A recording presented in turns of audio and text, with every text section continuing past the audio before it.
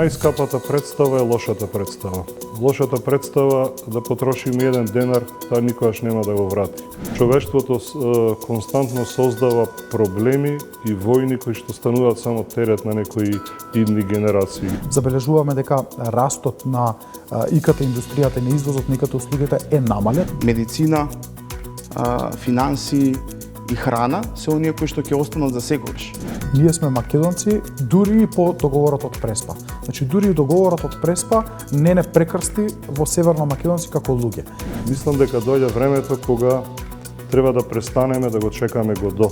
Годо нема никогаш да дојде, дека треба некако да се фокусираме на она што се вика секојдневна радост и смисла на животот.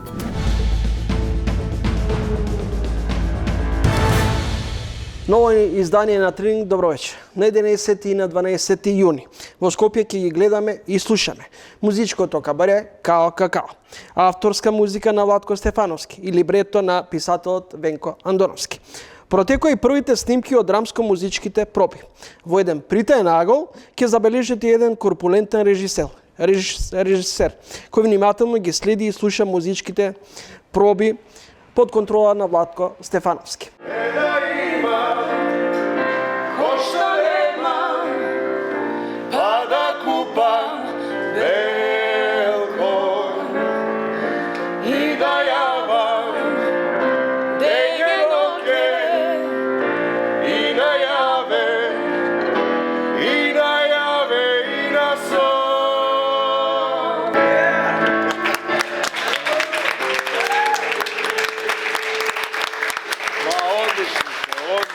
Во овој издание на Тренинг е соговорник е Дејан Пројковски, еден од најнаградуваните и најактивни драмски режисери. Добре дојдовте во емисијата. Добре, најдобро благодарам за покана. Господине Пројковски, како течат подготовките за Као Какао и како го направивте и го склопивте целиот тим околу реализација на овој проект? Да, пробите сега се целодневни, работиме под полна парја, наближуваат датите за премиерата 2 и 3 јуни. Мюзиклот се роди многу интересно. Нашата желба да работиме на поширокиот тим еден мюзикл започна со идејата да биде некој од светски познатите мюзикли. Се додека во еден разговор не отворивме темата за македонски мюзикл и што е она што го има Македонија, што може да биде важно не само за нас, туку и во регионот. И така стигнавме до Владко Стефановски, неговата музика, се што тој има направено, бидејќи сметам дека сега заедно со Венко Андоновски, со неговото либрето, заедно со Олга Панго, кореографот, со Бобан Мирковски, Ана Костова е тука како учител по пеење, создаваме еден продукт кој што сум убеден дека ќе биде регионален културен настан.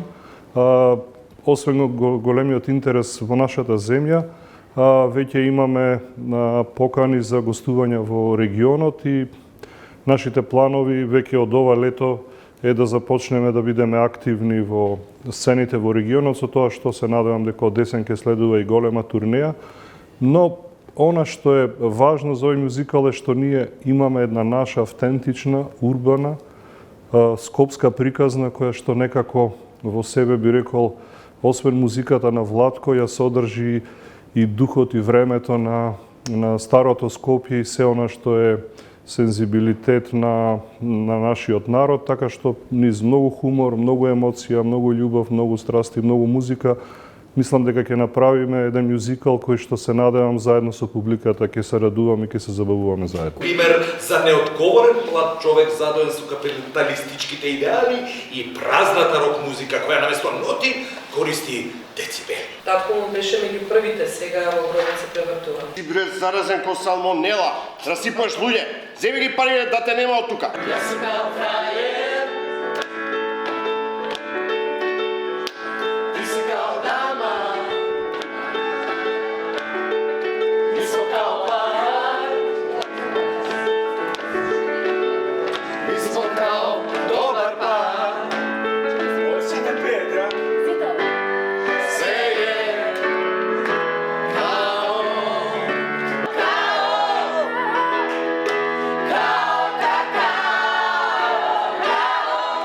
Сте дипломирани и магистрирани на Националната академија за театар во Софија. Во последните 15 на години има невообичаен распон на драмски режи, современи дела, домашни адаптации на руски, европски и други светски класици. Како се адаптирате на различните жанрови?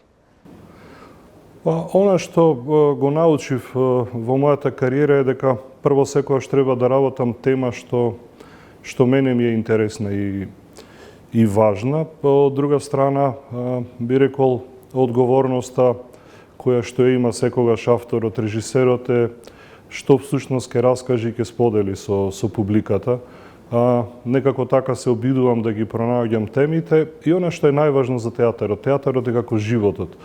Театарот мора да дише и да го живее времето сега, така што се обидувам да ги пронаоѓам темите кои што се важни за луѓето и од друга страна театарот треба да биде доволно храбар да ги носи во себе освен темите да ги носи и прашањата кои што се важни денес, бидејќи сметам дека уметноста, особено театарот, никогаш не треба да се претвори во училиште по морал. Никогаш не ги работам представите со идејата дека јас ги знам одговорите или дека јас сум попаметен од своите гледачи. Идејата е секогаш во комуникацијата и во отварање на вистинските теми и секогаш се трудам секој гледач да може, одговорајќи си на прашањата и на темите, секој да излезе на крајот со една сопствена лична приказна од представата што ја гледа. Што е за вас дефиниција на успешна представа? Успешна представа за почеток на денот на премиерата ми е многу важно да знам дека сум го дал својот максимум и дека во тие 2 месеци проби сум го дал најдоброто од себе, бидејќи уметноста е секогаш за авторот еден бескрајен маратон и трка со самиот себе. Главниот мотив ние во секоја представа да бидеме подобри од самите себе. Тоа е првото. На денот на премиерата да сум убеден дека сум го дал најдоброто, а другото се разбира е комуникацијата со публиката, бидејќи големиот режисер Питер Брук рекол дека театарот е само кога еден гледа, еден игра, односно без тие што не гледаат феноменот театар не би постоел, така што успешна представа е представа која што комуницира со публиката и која што со својот долг живот ја оправдува смислата на своето постоење. Од монодрами до дуодрами сме гледале и скромна и функционална сценографија, но и гламурозна техника. Има мирни диалози, но и атлетика на сцените. Ви се случило вашите изборот на актерите или актерите да импровизираат? Да, знаете како процесот на работа, вистинскиот процес подразбира создавање на представа која што е резултат на таа двомесечна средба помеѓу мене, авторскиот тим и актерите. За да се случи тоа, јас театарот, кога би го дефинирал со еден збор, тоа е средба. Средба на луѓе. Ние мора да ги размениме нашите енергии, нашите светови и да се обидеме во тој процес потоа да се обединиме околу мојата идеја и представата да стане наша. За да стане представата наша, многу е важно да можеме да сме слободни да импровизираме додека ја работиме представата. Бидејќи импровизациите во изведба, мислам дека не се сериозен однос кон публиката и кон партнерите на сцена. Значи, импровизацијата е всушност дел од процесот на работа, според мене. На отварањето на новата зграда на стариот тогаш Македонски народен театар ја поставивте вечна куќа од Плевнеш, спектакуларна представа со чилична конструкција и гламурозна сценографија. Дали се тоа скапи представи за еднократна употреба? Знаете како, најскапата представа е лошата представа. Лошата представа да потрошиме 1 денар, таа никогаш нема да го врати. Представите, јас ги делам на добри и лоши. Тие не се ефтини и скапи. Конкретно за вечната куќа, таа мислам дека имаше 3-40 изведби, што значи дека некои 24-5 луѓе ја гледале во живо представата, така што таа имаше еден долг и сериозен живот. Она што е многу важно е секоја представа пред почетокот, да треба режисерот, директорот на театарот да знаат, уметничкиот директор, која е целта на представата, нели, зошто таа се работи.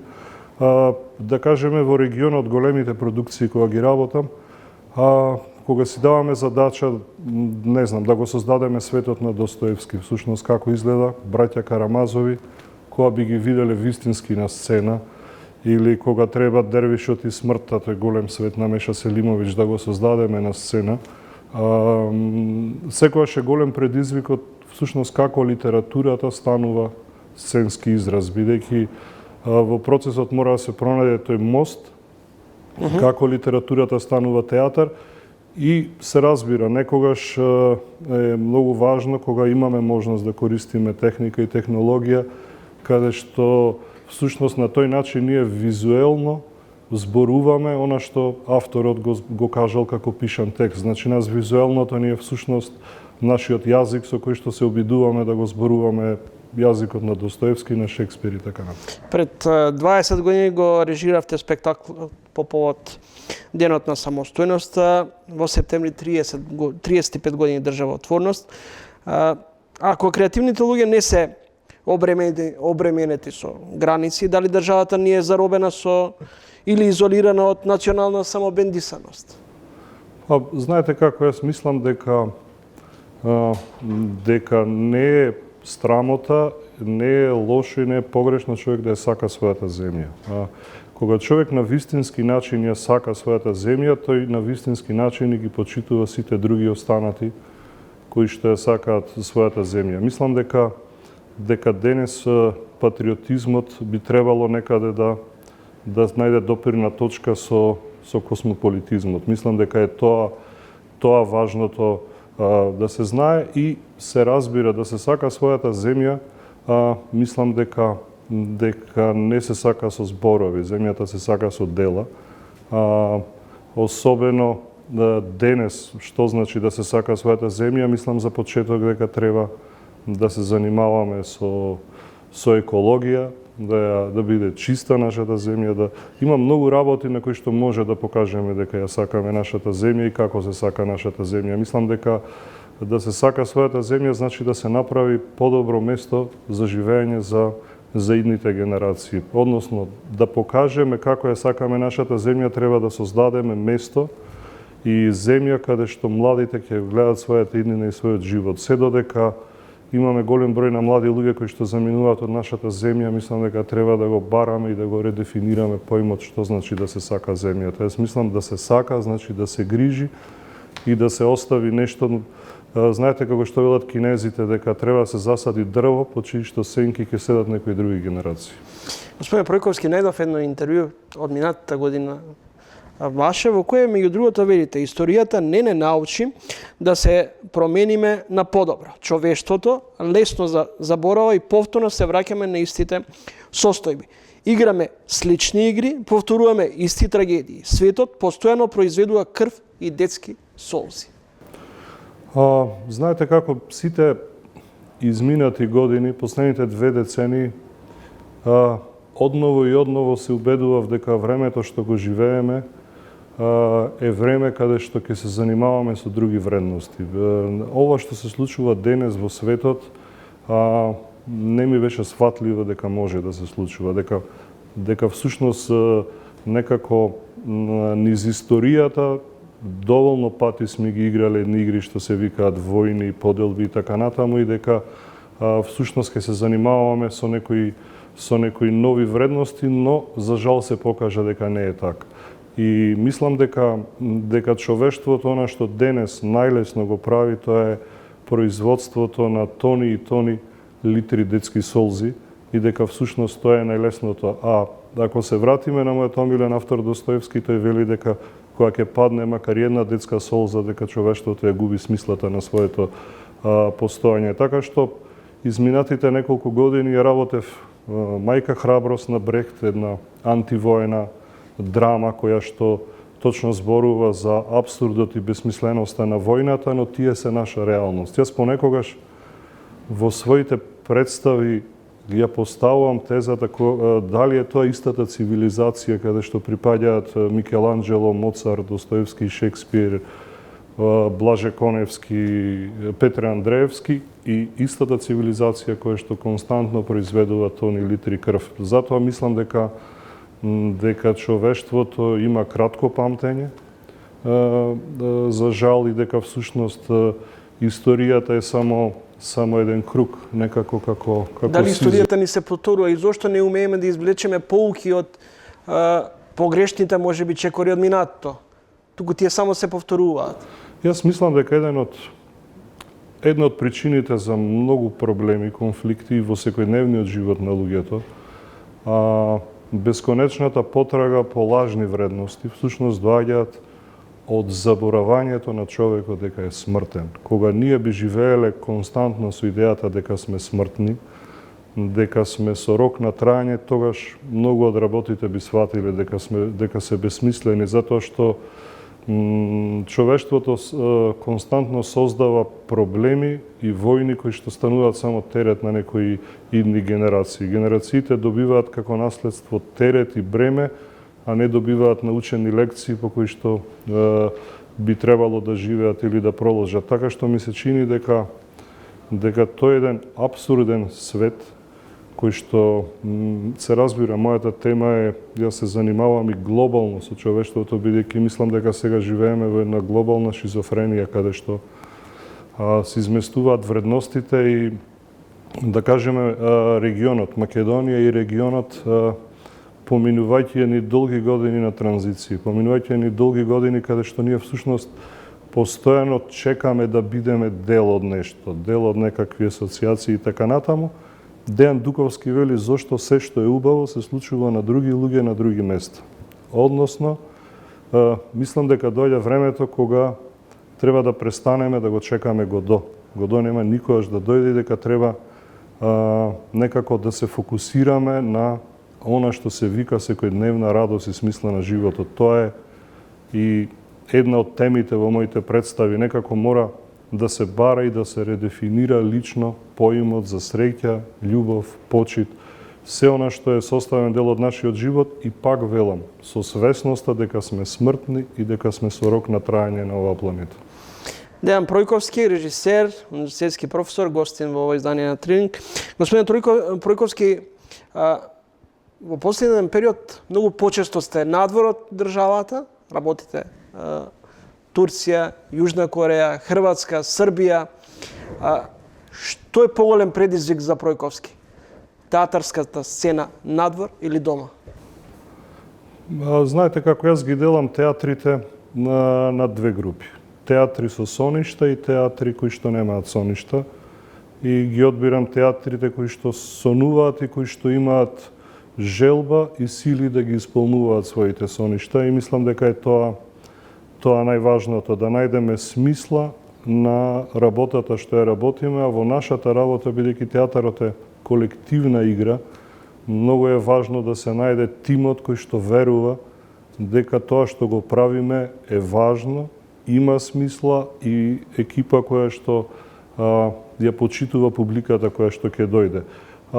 Се обидувам да работам во театри каде што има актери кои што се добро работат со текстот, се разбира, на кои што работат сериозно со своето тело, актери кои што се спремни на големи предизвици, за да можеме да создадеме сценска естетика која што ќе биде модерна, современа, но која што ќе има во себе нешто иновативно.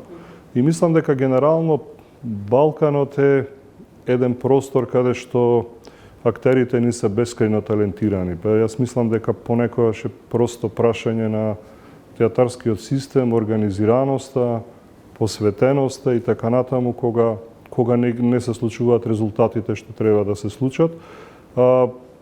Има можност последните 15 на години да работам во многу земји, во многу различни театри и всушност мислам дека е тоа едно големо богатство и голема шанса што ја добив, бидејќи преку театарот некако човек многу повеќе учи за земјите, за нивната култура и од друга страна секогаш е тоа еден важен тест како режисерот да создаде универзален јазик кој што ќе комуницира со публиката таму, бидејќи секогаш кога ќе отидам во друга земја, да кажеме во Сеул кога работев, Секогаш првите денови се обидувам да прошетам, да видам дел од градот, да отидам на местата каде што се собира местното население, за да пробам да ја почувствувам енергијата и да си одговорам во себе што јас имам да им раскажем и да им споделам на овие луѓе и како всушност ќе ги срушиме културните бариери и разлики и како ќе почнеме да создаваме еден наш заеднички јазик, сценски. Господин Пројковски, после Милчин и Унковски, вие сте предводник на генерација од нови наследници. Пред тоа Милчин, стариот, Прличко, Ѓоргиевски. Кои се имињата што не смеат да се забораат во овие 8 децении театар? Знаете, има многу имиња што не смеат да се заборават, а она што исто така е важно на нашата генерација е да се обидуваме да ги откриеме имињата што се заборавени исто така. И мислам дека има една голема плејада на актери и режисери што се многу заслужни за она што сме ние денес. А се заборавени или? Па, предпоставам дека се. Знаете, времето е одговор за сите работи, но сите овие што ги спомнавте, уште една голема плејада, мислам дека се вреднувани, дека е зачувано она што тие го работеле, бидејќи, знаете како од 45-та година до денес, како историско време, тоа не се многу години. Така што македонскиот театар и тоа како има еден сериозен развој од првиот професионален театар кој што се случил пред 80 години, до денес да можеме да бидеме дел од современите театарски случувања, зборувам како израз.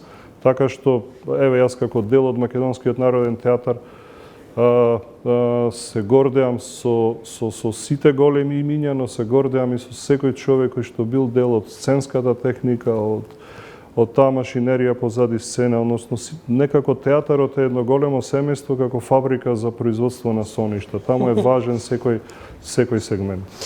Се надевам дека сте читали и сте чуле за југословенскиот славен режисерско-актерски пар Бојан и Мира Ступица. Немаше представа на Бојана да не игра Мира. Како функционираат Дејан и Билјан? Сега работевме заедно во Мачки на глава во премиерата на Драмски театар по повод 80 години. Сега повторно работиме во Као Какао. Она што се надополнувате или се само критикувате? Па она што прво морам да го кажам е дека Билјана е во моментот на вистина еден голем актер, голем калибар и задоволството да работиме заедно е обострано, бидејќи изминатиот период некако секој имаше свој уметнички пат и мислам дека сега на сцена некако ги споделуваме световите и работите што сме ги откриле во меѓувреме. Знаете како се надополнуваме, се критикуваме се она што е составен дел од работата во театарот, бидејќи основната работа што не е дозволена во театарот е компромис. Во парламентарните состои речиси секогаш имало партиципирале уметници од режисери до актери. Имавме и спикер на собранието, покојниот Јубиша Ѓоргиевски. Ве нема сега и вас. Нели ви се чини дека парламентот наместо агора се повеќе е сцена на политички комедии, драмулетки? Знаете како, јас се научив дека мојот простор и мојата слободна територија е театарот. Јас сватив дека тоа е всушност местото каде што јас ќе се борам за моите ставови, моите мисли и местото каде што ќе ги проверувам состојбите и ситуациите. И како што вели Плевнеш во една драма Воер, Максим Бродски, ликот кој што е актер, вели дека ги повикувам политичарите сите војни да ги водат на сцена, бидејќи на сцена всушност крвта што тече е сок од малини и тоа е секогаш поевтино и поедноставно да се случува во театар. И некако мислам дека театарот ме исполнува и ми ја дава слободата, бидејќи театарот е многу сериозен медиум каде што човек и тоа како може добро да ги каже своите ставови и да не биде безгласна буква во општеството, што се разбира една од нашите одговорности како режисери, така што го користам својот простор и своето време и на местото каде што мислам дека најдобро тоа го правам. Дали театарот многу често станува своевидно политичко училиште од кој со секоја промена на власта секој си носи свој актери, режисери? Знаете што е основниот проблем што ние го забораваме како мала земја, Нема континуитет? Континуитет, но поделбите одат на штета бидејќи ние не сме толку голема земја за да имаме 10 постави на добри режисери, 10 постави на добри актери, на менаџери и така натаму. Мислам дека секогаш стигнуваме до вредностите. Јас некако изминатиот период работејќи на секаде и кога ќе се вратам во својата земја, секогаш едно нешто се запрашувам, дека всушност треба да престанеме да се занимаваме со посочувањето на прст, дека кој е крив. Јас мислам дека доаѓа време кога треба некако сите заедно да се запрашаме, 35 години независност. Треба да се запрашаме зошто во 35 години ние немаме сериозен здравствен систем за кој што зборуваме постојано дека треба да го направиме, треба да биде подобар. Всушност не е важното кој не го направи. Важното е дека некако сите треба да сме свесни дека ние не го направив. Дека ние немаме добро образование, па пола од децата студираат во странство. Мислам дека е тоа многу важно и една важна тема и би рекол на интелектуалците кои што некако така би требало да се движи диалогот ако сакаме да ги правиме работите подобри. Некако мислам дека само посочувањето со прст и барањето на причина зошто нештото не се случило не води кон реализација. Ги споменавте интелектуалците, се слуша гласот на интелектуалецот денеска? Мудрата, паметната мисла, сугестија.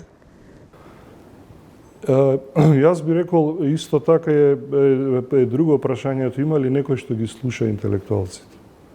Дали некој се занимава што зборуваат интелектуалците? Од друга страна, тоа што ви го кажав, една од работите што ви реков што се важни во театарот, важно е театарот да биде храбар. Тоа значи и во секоја друга уметност и во секој друго поле каде што работат интелектуалците. Да се каже нешто паметно и да се каже нешто важно во вистинскиот момент е многу различна работа. Така што мислам дека треба повеќе да се слуша гласот на интелектуалецот апсолутно, но и од друга страна дека интелектуалците треба да бидат храбри за да бидат чуени. Мислам дека никој нема да ни го даде просторот. Треба човек да се избори за својот простор. Благодарам за гостувањето и за интервјуто. Благодарам на поканата. Гостин во ово издание на Тренинг режисерот, драмскиот режисер Дејан Пројковски.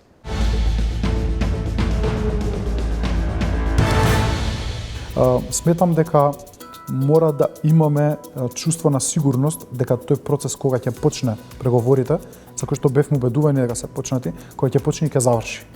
Се уште постои чувство на страв, оправдан страв, и кај властите тука, но и кај општеството, гледаме по анкети, дека ако ние влеземе во уставни промени денес и ги започнеме преговорите утре, со сигурност Бугарија ќе го блокира крајот на нашиот пат кон евроинтеграциите.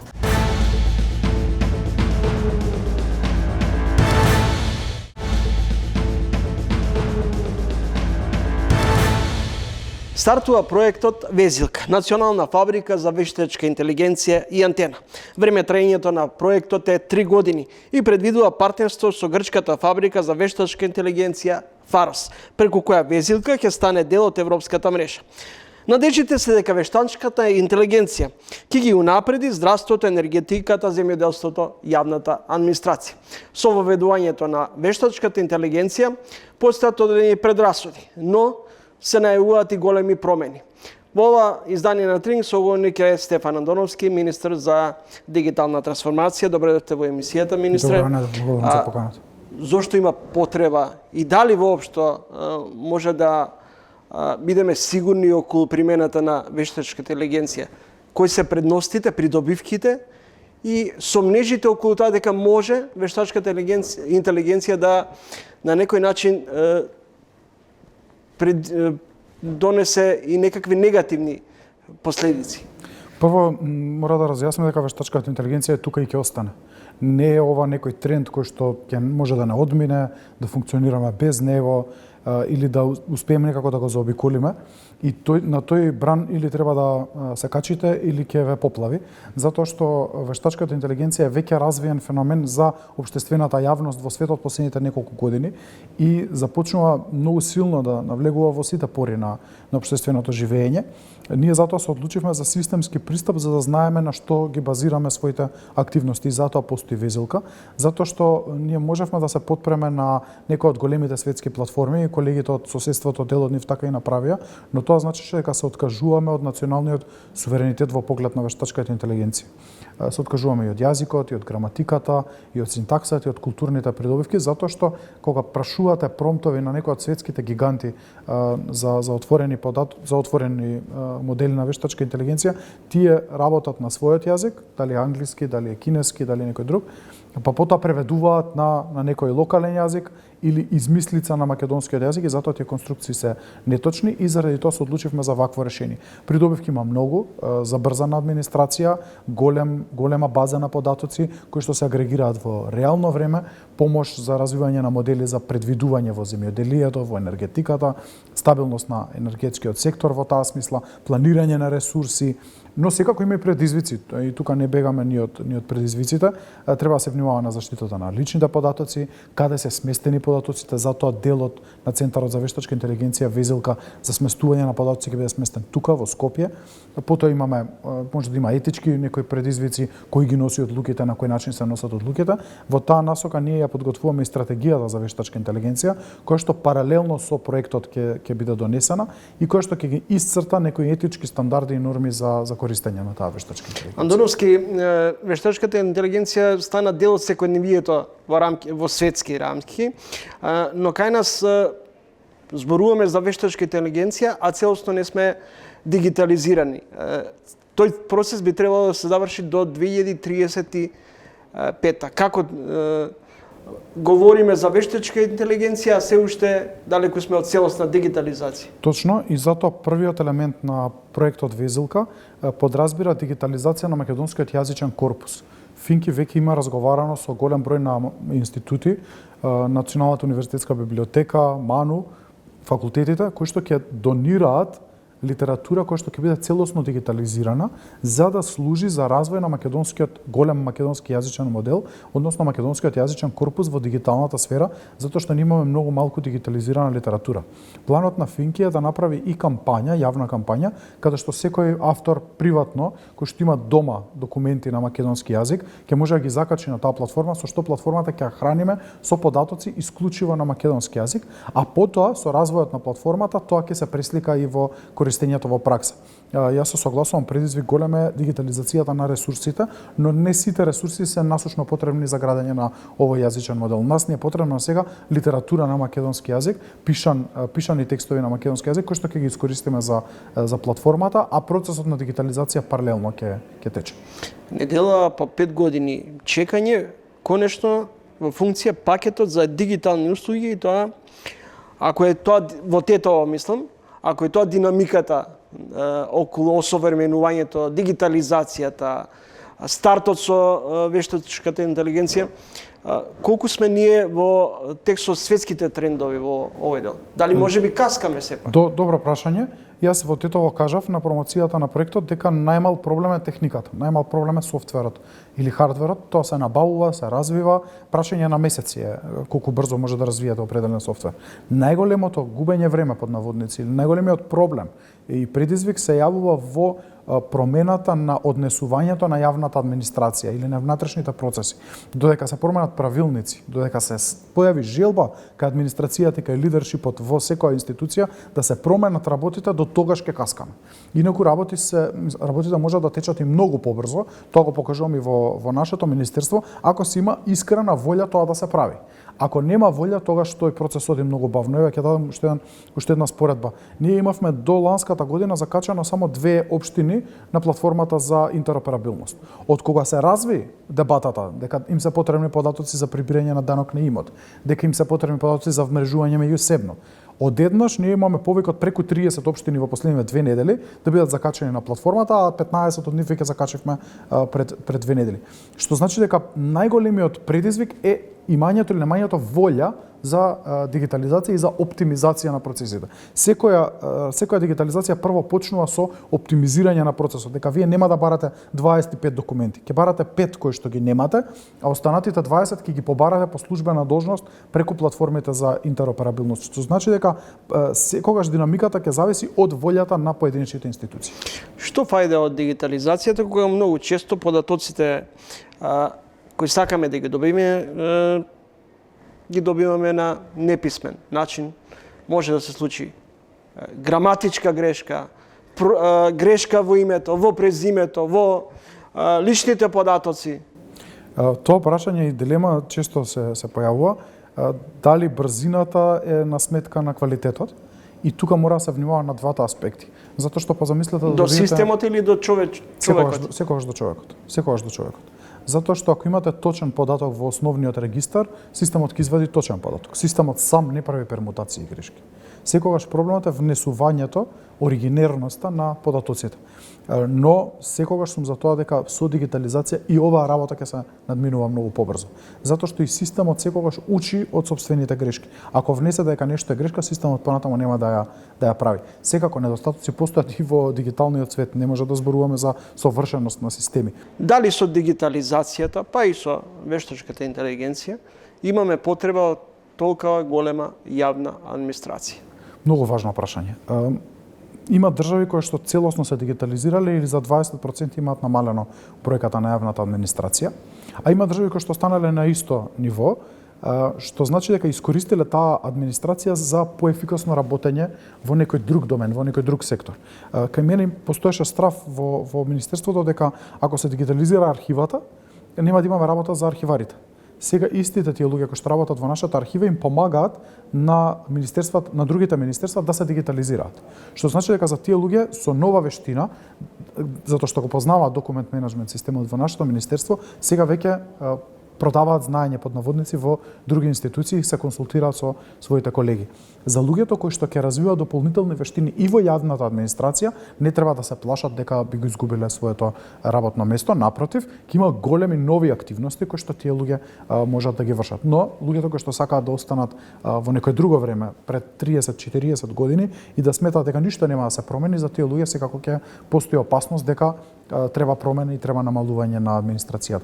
Во делот на вештачката интелигенција и употребата, кај нас во министерството веќе подолго време се користат лиценцирани модели на вештачка интелигенција. Можам да кажам дека многу се забрза процесот на подготовка на репетитивни документи, извештаи, каде што не е потребно преголемо внимание од страна на луѓето или кои што синтетизираат готови документи, но не значеше отпуштање на ниту еден работник. Напротив, тие луѓе се пренасочија да работат некоја друга активност и побрзо да се извршуваат активностите. Што значи дека администрацијата би се намалила, но не толку драматично колку што се очекува. Дали со вештачката интелигенција треба да стравуваат програмерите, машинските инженери околу своите работни места? Има одредени дилеми дека со вештачката интелигенција ќе дојде до потреба за намалување или изгаснување на одредени професии. Може би појава на нови професии. Тоа е опасност, да бидам целосно искрен, особено за приватниот сектор, кој што веќе се чувствува во јавноста. Затоа што задачите кои што ги извршува така наречените junior инженери кои што немаат големо работно искуство или софтвер тестери, сега ги вршат алатките за вештачка интелигенција. Голем број на светски гиганти, технолошки гиганти отпуштаат десетици илјади луѓе со само едно писмо или со само еден повик. И најголемиот предизвик тука ќе се јави како на овие луѓе да им се најдат нови задачи, како да се доквалификуваат и преквалификуваат. Постои опасност и во Македонија, во економскиот сектор. Забележуваме дека растот на ИКТ индустријата и на извозот на ИКТ услугите е намален, се уште е раст, но е намален споредно со другите години, а постои некој вид на стагнација на проекти во приватниот сектор. Решението кој што јас сметам дека треба да го бараме е во специализирање во сајбер безбедност и специализирање во паметно користење на алатки на вештачка интелигенција. Зошто сајбер безбедност? Затоа што и нашиот пазар, но и пазарот на цела југоисточна Европа ќе бара експерти од областа на сајбер безбедност, на многу повеќе од што ќе бара софтвер тестери или junior девелопери. Така што специализацијата треба се движи во оваа насока. Кои професии ќе бидат први на удар со вештачката интелигенција и каде ќе биде неопходно уште од самиот старт да се започне со преквалификација?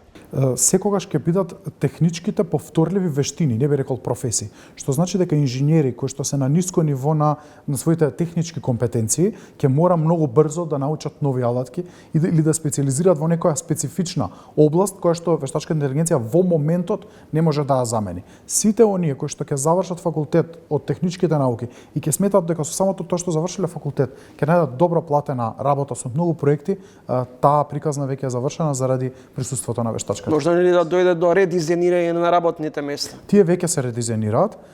Наместо да имаме едноставни софтвер тестери, сега веќе имате координатори на алатки за вештачка интелигенција за тестирање на софтвер. Имате луѓе кои што се занимаваат со координација на различни други сфери и сега се повеќе и повеќе од инженерите се бара да имаат мултитаскинг. Значи да работат многу различни роли кои што претходно биле за цели тимови. Колку македонските компании се подготвени да се прилагодат на новите трендови? Ќе мораат да се прилагодат. Гледам дека таа дебата за среќа и во Македонската стопанска комора за IT и во другите стопански комори активно се врши веќе повеќе години, се дискутира на овие прашања и веќе тој процес на преквалификација и доквалификација постои. Единствено што недостасува и затоа го спомнав е насочувањето во сајбер безбедноста. Тука мислам дека недостасува дополнително градење на ресурси во рамки на приватниот сектор. Министре, паралелно со дигитализацијата се соочуваме со алармантен проблем, недостиг на работна сила. Дали според вас може би е подобро да се размислува во насока на искористување на сите можни човечки потенцијали, пред да се пристапи кон оној модел кој сега се почесто како влада го форсирате од увоз на работна сила? Па како влада не го форсираме тоа, го форсира повеќе приватниот сектор, особено во делот градежништво и во делот угостителство, кој што смета дека му е полесно да увезе некаков кадар отколку да задржи домашен кадар. Мислам дека имаме се уште неискористени потенцијали. Ќе кажам 2 до 3 области. Прво, имаме се уште младинска невработеност, што значи дека млади луѓе кои што излегуваат од факултет или не се запишуваат на факултет, се уште тешко наоѓаат работа, иако и во влезни професии. Вториот елемент се жени, се уште имаме неискористеност на човечки потенцијал кај жените, споредено вработеност, вработливост на жени и мажи и висина на плати. И третиот елемент е оваа повозрасна популација, како што веќе имаме и мерки од страна на владата за продолжување на времетрењето на работата, што значи дека ќе биде дозволено да работат и по влегувањето во пензија. Секако не треба тоа да значи продолжување на возраста на пензионирање, иако имаме притисоци како влада од страна на меѓународните фактори за продолжување на рокот на пензионирање. Отворено кажавме дека сме против тоа и тоа нема да го правиме, но зошто да не им дозволиме, а сега тоа го правиме, на луѓето кои што се во пензија да можат активно да учествуваат во пазарот на труд, доколку се чувствуваат дека се подготвени за тоа. Дали денес, кога имаме релативно далеку пониска стапка на невработеност во однос на минатото, е резултат пред се околу побарувањата на пазарот на труд? Па не би се сложил, затоа што ние имаме околу 40.000 вработени во технолошко-индустријските развојни зони, кои што беа ливади пред една претходна влада на ВМРО-ДПМН и зголемување на потенцијалот кој што сега го имаме во инвестиции во енергетиката. Знаете дека се гради ветерниот парк во близина на Штип, инвестиции во висока технологија. Скоро добив податок дека Македонија е предводник во привлекување на висока технологија, трансформација на таа репетитивна механичка индустрија кон индустрија на високи технологии. Сето тоа значи зголемување на плати, но и побарувачка на работна сила, и тоа е позитивниот тренд кој што ни се случува последниве години. Стефан Андоновски, министар за дигитална трансформација, секретар за меѓународна соработка во ВМРО-ДПМН. Министре, очигледно дека Македонија не може да го продолжи евроатлантскиот пат без уставни промени. Под кои услови Македонија би ги спровела уставните промени за да го деблокира македонскиот пат кон ЕУ? Ќе зборувам од позиција на мојата политичка активност, да не се свати дека ја преземам улогата и на министер за надворешни работи. Сметам дека мора да имаме чувство на сигурност дека тој процес кога ќе почне преговорите, за кој што бевме убедувани дека се почнати, кога ќе почне и ќе заврши.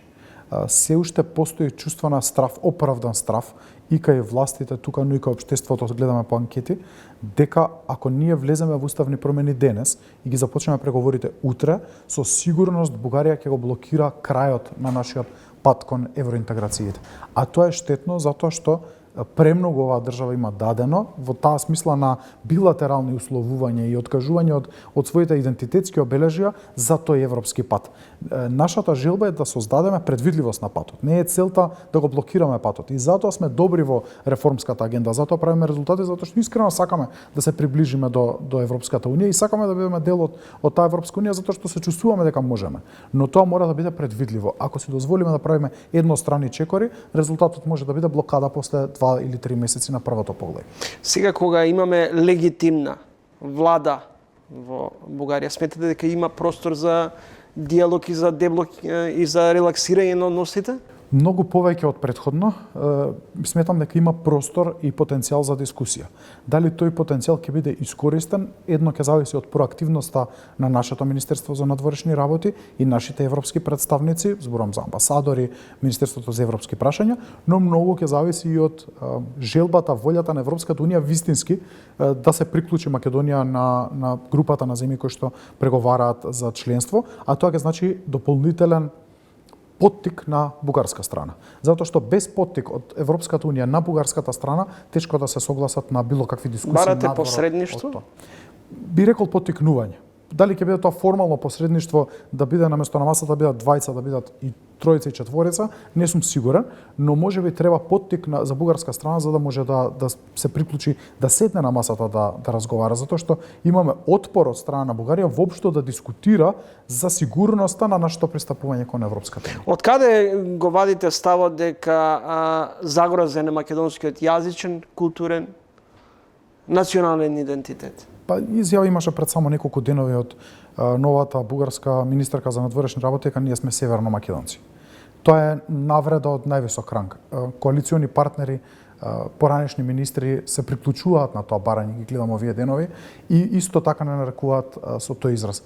Ние сме македонци дури и по договорот од Преспа. Значи дури и договорот од Преспа не прекрсти во северно македонци како луѓе. Знаете за повикувањето на Бугарската академија за науки и уметности дека македонскиот јазик е една одсечка која што има почеток во 1945-та, па отворена патека. Нешто што не му се случило на ниту еден јазик, на создавањето на ниту еден јазик, и на тој начин забораваме дека постоел некој Крсте Петков Мицурков во 1903 кој што пишувал како треба да се оформи македонскиот стандарден јазик, и дека имаме еден Ѓорѓе Пулевски во 19 век кој што зборува за граматика на македонски јазик. И не може да цртаме одсечки во времето кога тие одсечки не се реалност. Така што тие се обидите за омаловажување на македонскиот јазик, култура и идентитет, на кој што ние мораме да се спротивставиме. А спротивставањето е на овој начин, дека нема да прифаќаме уценувања од бугарска страна кои што значат блокада или негирање на овие постапки. Што е поверојатно? Да има во текот на месец јуни реконструкција на владата и направат пред време парламентарни избори? Па не сум во состојба да прогнозирам, но според најавите на претседателот на владата, реконструкција на владата, овој јуни ќе има секако. Благодарам за издвоеното време и интервјуто. Благодарам на можноста. Стефан Андоновски, министер за дигитална трансформација, гостин во ово издание на Трилинг.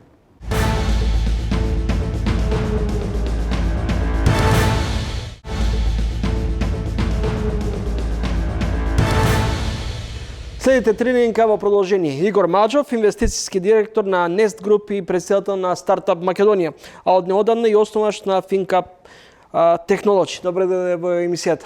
Благодарам на поканата. На почеток, кои се денес бизнисите што ќе менуваат македонската економија?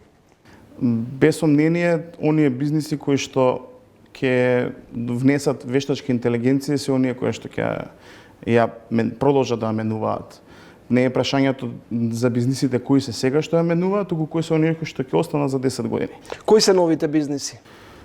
Сите оние кои што работат на осигурување на продолжен живот на човештвото, медицина, финанси и храна, се оние кои што ќе останат за секогаш.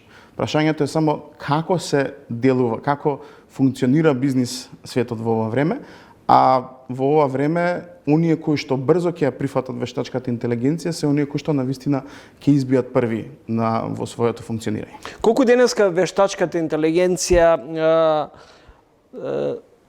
ќе придонесе за развојот, економскиот развој, и дали тоа ќе предизвика и нов социјален и цивилизацијски шок, а тоа би претпоставувало веројатно изгаснување на одредени професии?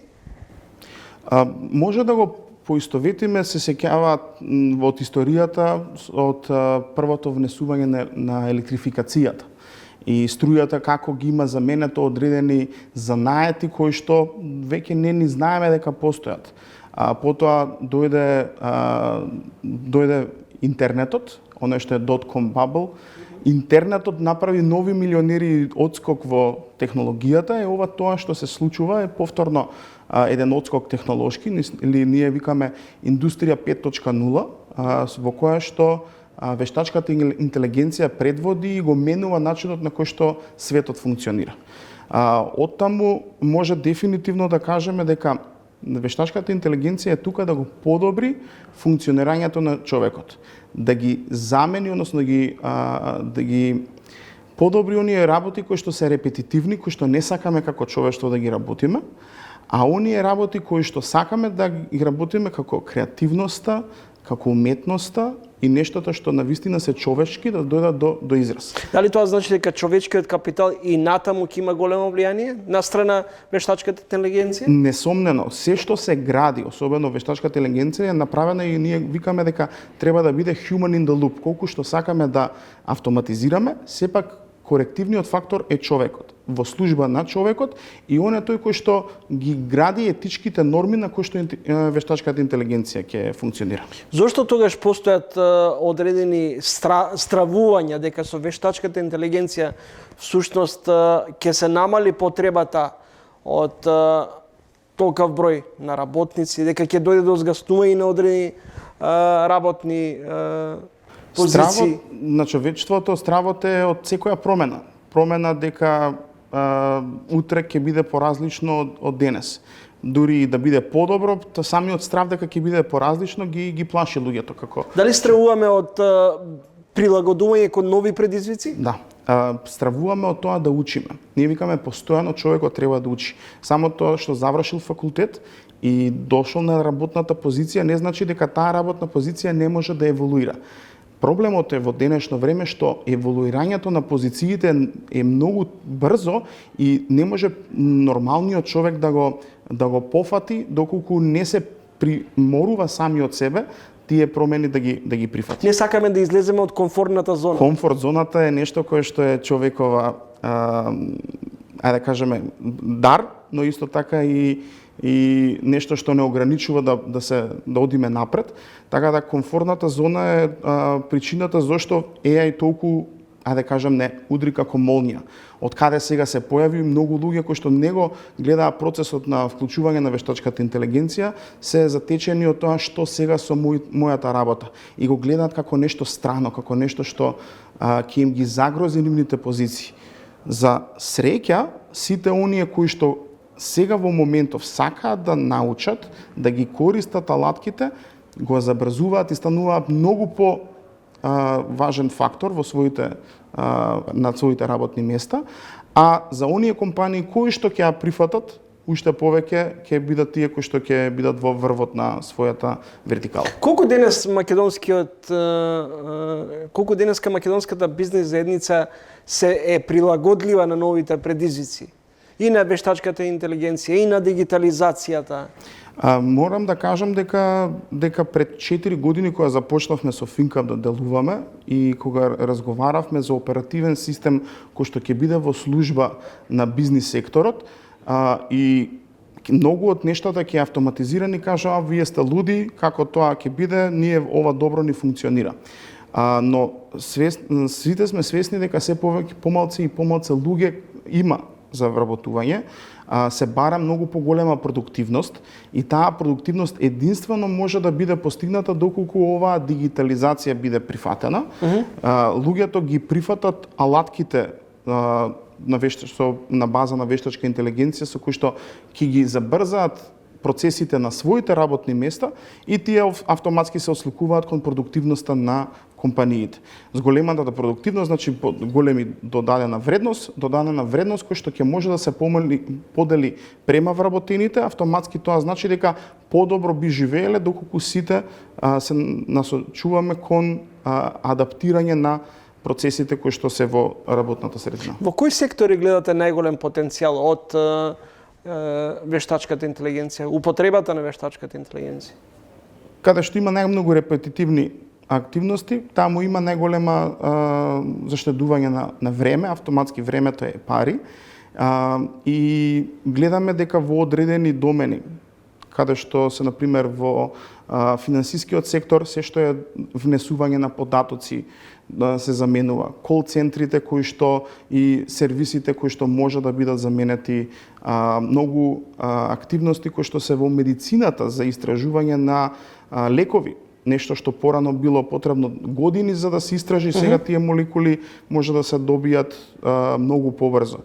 Бележиме голем отскок исто така во делот на дизајн. Значи, можеме само со еден промпт да добиеме елементарен дизајн кој што ќе ни помогне да визуализираме нешто што претходно ни требало да најмиме дизајнери, што не кажувам дека дизајнерите ќе бидат заменети, но сите оние основни позиции што ќе бидат многу полесно заменети, а оние кои што длабински ќе влезат во усовршување на својата струка, тие нема да бидат заменети. Слично забележуваме со девелоперите. Македонија забележа голем пат во IT индустријата, особено на делот на junior IT позиции, затоа што се свати дека со еден Claude код може да се заменат, или cursive да се заменат junior developer, или ја што ги кажував шивачи на код, но инженерската логика за како нештото да се изградат, тоа никогаш нема да се промени, зашто таа креативност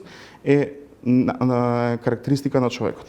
Маџов, дали вештачката интелигенција доминира и во стартапите? Денес, во денешно време, ако не вклучува стартап во вештачка интелигенција, е осуден на пропаст. Така да кога збориме стартап, некако се поистоветува дека се користи вештачка интелигенција за да се изгради решението, се користат многу така наречени low-code или no-code апликации за да се изградат брзо прототипи. Еве, ние во рамки на иницијативите како Startup Weekend, порано беше тешко да се изгради прототип. Сега со една апликација како Lovable, може во рок од неколку часа ти да имаш функционален прототип кој што можеш да го покажеш визуелно. Тоа е нешто што не беше возможно до пред година-две.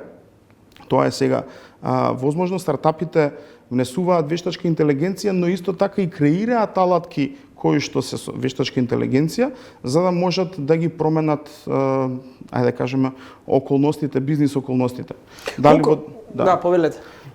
еве неколку стартапи со кои што блиску работиме го го преминуваат правниот сектор, значи им помагаат на правници да забрзаат работење. Имаме алатки кои што забрзуваат работење кај сметководителите, заменување на кол центри кои што се со вештачка интелигенција, кои што веќе и природен македонски јазик говорат. И навистина е многу возбудлива иднината што престои кај нас. Финтек иновациите ја обликуваат веројатно иднината на македонскиот финансиски сектор. Каде е Македонија во однос на е-трговијата со вештачката интелигенција? Може да кажам дека е-трговијата навистина зема голем замав изминативе години и благодарение на e-commerce асоциацијата и сите останати, се повеќе и повеќе луѓето купуваат онлайн. Но од друга страна вештачката интелигенција помага во целиот циклус на како да се донесе одлуката за купување. Од креирање на содржини до дистрибуција на тие содржини до луѓето и исто така во делот на корисничката поддршка. Кога сме кај онлайн купувањето, колку денеска сме безбедни? Cyber security-то е една од темите кои што се повеќе и повеќе се развиваат, затоа што колку е нештата полесно достапни и толку значи дека постои можност за скем или можност за измами, така да навистина мора да се работи на тоа да луѓето се едуцираат за што е deepfake, односно што е реално, што не е. Многу лесно можеме да изработиме видеа и аудио снимки со помош на промптови, но и да видиме видеа кои што навидум делуваат дека се вистински, но се генерирани со помош на вештачка интелигенција. Од тука државите и Европска унија и Македонија активно работат на дефинирање на тоа како се обзнануваат дека нештата се креирани со вештачка интелигенција, а во делот на финансискиот сектор се градат системи со кои што можат тие некои напади лесно да се утврдат за да бидат корисниците безбедни. Што мислите со вештачката интелигенција? Кој од македонските професии први би биле на удар? Веќе се бележи во правниот сектор правници кои што елементарно пишуваат да речеме договори, сега многу лесно може да се изработат.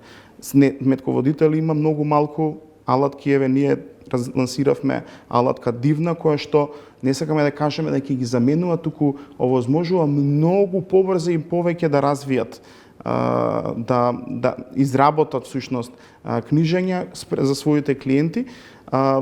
Гледаме дека кол центрите ги спомнав, оние што се сервисни работници кои што даваат услуги преку телефон, тие ќе бидат секако на удар. Во рамки на FinCap комплетно ние го автоматизиравме системот на корисничка поддршка со помош на вештачка интелигенција и тоа е нешто што веќе веднаш можат компаниите да го вклучат. Зошто беше до сега тешко тоа да се направи? Е затоа што мора да се знае дека вештачката интелигенција од оние познати компании како што се Microsoft, Google, Anthropic, значи Claude, тука се Mistral и така натаму, тие се large language модели кои што не се дизајнирани за enterprise клиенти. Дизајнирани се за генерална употреба, за населението или за мали бизниси. Она во кое што треба и понатаму да се работи е во така наречени регулирани модели, односно модели кои што ќе бидат креирани за потребите на соодветна компанија и таа компанија ќе има комплетна владение на каква дата ќе влезе во рамки на вештачката интелигенција и кои активности ќе ги прави. Кој најмногу ќе профитира од вештачката интелигенција, кои ќе бидат најголеми лузери? Оние кои што ќе профитираат се секако оние кои што побрзо ќе влезат во целата приказна. Односно, најмногу профитираат компаниите кои што се за енергетски, за чипови, графички картички. Еве, видовме на Nvidia акциите скокнаа вртоглаво, Anthropic како компанија многу порасна, сите вложуваат милиарди во инфраструктура и тука мислам дека Европска унија полека се движи, се надевам и Македонија исто така, кон инвестирање во инфраструктура и инвестирање во компании кои што развиваат вештачка интелигенција, затоа што прашањето ќе биде кој ќе ги поседува ресурсите. Дали, например, прашањето е водата што ние ја пиеме ќе ја поседува Македонија, или ќе ја поседува Америка, или водата ќе ни ја продава Европа.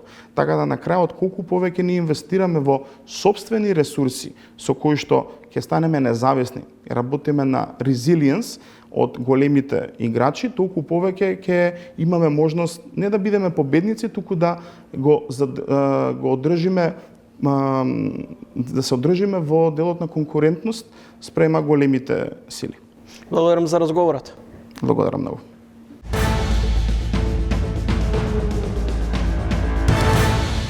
Следете уште едно издание на ТВ магазинот Трилинг. Толку за вечерва. Се гледаме за 7 дена во исто време. Во меѓувреме може да не читате на trilling.mk со најнови содржини и теми. Довидување до идниот петок во исто време.